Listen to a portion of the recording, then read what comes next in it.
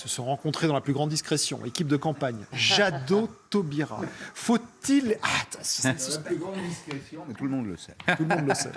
Et ça sort aujourd'hui. Faut-il les croire? Écoutez, Ça va se faire ou pas? C'est ce que disent les journaux. Le Monde en particulier, moi je crois toujours ce que disent les journaux en partie. En partie. Donc, en tout cas, certains voudraient croire qu'il s'agit au fond de préliminaires enchanteurs. Nous irions vers une Saint-Valentin avant l'heure depuis que Yannick Jadot est apparu avec la cravate, le costume sur TF1. Ah, attention, Big Boss, Hugo Boss, etc. Le charme. Etc. Bon, c'est peut-être pas tout à fait ça. Il s'agit moins d'un mariage d'amour que peut-être un possible mariage de raison.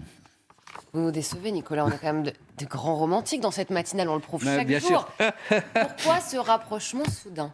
Alors d'abord à cause de ce qu'on pourrait appeler la fin de l'illusion Taubira. Et je ne vous parle pas seulement des parrainages, on a vu ça tout à l'heure, 36, ça veut dire que pour les avoir, c'est vraiment pas fait. Mais je vous avais mis en garde contre la primaire dite populaire. J'avais dit que ça risquait de ne pas marcher du tout.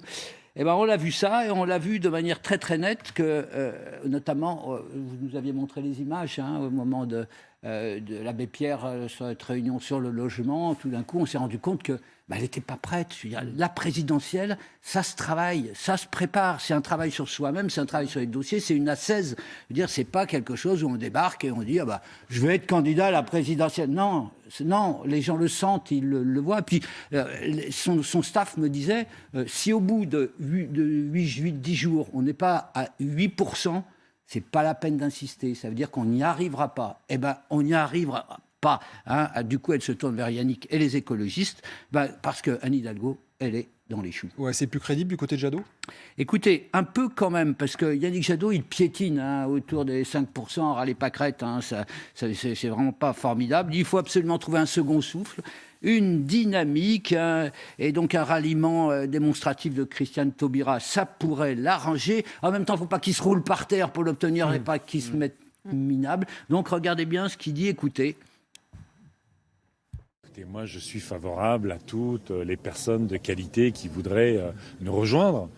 Christiane Taubira a du talent. On a dans notre pays beaucoup de progressistes, d'humanistes, qui sont déçus de toutes les promesses non tenues du président de la République. Et il y a un projet fort sur ces sujets-là, c'est le projet de l'écologie. Donc nous sommes, comme toujours, les bras grands ouverts sur toutes celles et tous ceux qui voudraient nous rejoindre. Alors, les écologistes sont même allés jusqu'à faire savoir qu'ils lui proposeraient quoi? La présidence de l'Assemblée nationale. Et Sandrine Rousseau, elle est même allée plus loin, elle dit Premier ministre. Waouh. Extraordinaire. Je ne sais pas ce qu'ils ont pris, mais ça doit être très très fort. Mais d'ailleurs, Nicolas, comment se fait-il que la gauche et les écologistes soient à des scores aussi faibles? Écoutez, c'est une vraie question. Alors, très très rapidement, simplement, ils font 25% au total. Je veux dire, ça n'est jamais vu, toutes les gauches, à la fois. Et c'est vrai que les électeurs de gauche, ils se sentent orphelins, ils ont été abandonnés, alors même que les thèmes peuvent être porteurs, certains d'entre eux, les inégalités sociales, les services publics, l'écologie, je veux dire, l'extrême droite, je veux dire, tout ça pourrait mobiliser des électeurs de gauche à l'abandon. Bon, du coup, on est juste à essayer de savoir est-ce qu'ils vont se mettre ensemble et faire des petits électeurs. On n'y est pas. Est-ce qu'on peut imaginer que, dans le cas d'une liaison Jadot-Taubira, Hidalgo suive à 3? On peut l'imaginer. On peut l'imaginer. C'est ce qui est pensé. Il y a un jeu de quilles. D'accord. On fait tomber, et puis après, on fait tomber qui? Jean-Luc Mélenchon. Peut-être. Nicolas, c'est mercredi. Peut-être que Yannick Jadot et Christiane Taubira vont se dire mais tiens, si on allait au cinéma ensemble, ça démarre comme ça, les histoires.